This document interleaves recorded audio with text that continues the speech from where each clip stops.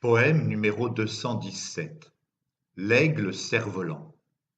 Dans le vent, vivifiant du printemps, un enfant, torse nu content, court et crie. Ferait-il des conneries? Dans sa main, une bobine se dévide, long fil de lin, au bout duquel, fluide, un cerf-volant s'élève, élégant et lent. Seul, il s'amuse sur l'immense grève d'une plage de rêve. Il se joue des ruses, des courants ascendants, avec tant de mordants.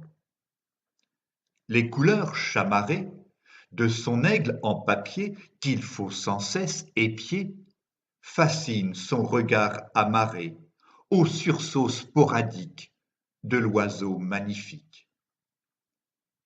Le soleil, dans le ciel, chante le bel éveil du garçon aux saines ivresses mises en scène par son cœur encore pur, ignorant des souillures. À voir sa créature, à voir si fière allure et nier la gravité pleine de majesté, il sent son âme légère et sa joie vive et solaire.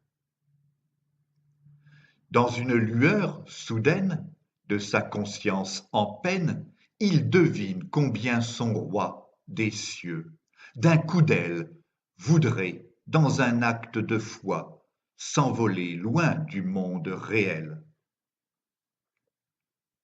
Plus fort que son plaisir, il veut satisfaire ce fol désir.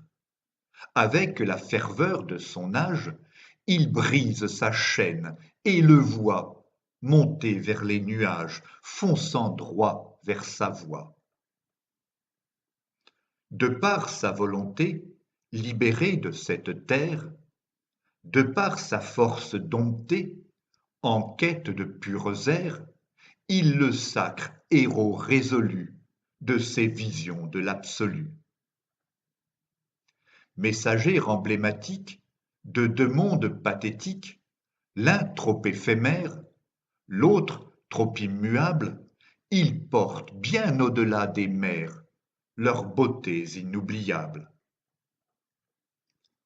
Voilà pourquoi le gamin, à croire encore en demain, s'émerveille de le voir refuser net de choir, même s'il pleure dans l'espace d'avoir perdu son rapace. Mais l'imaginer à cette heure, conquérir les étoiles en sueur, lui fait entrevoir qu'un âpre but, réservé aux plus audacieux, s'atteint toujours de hautes luttes, et que le savoir rend alors courageux.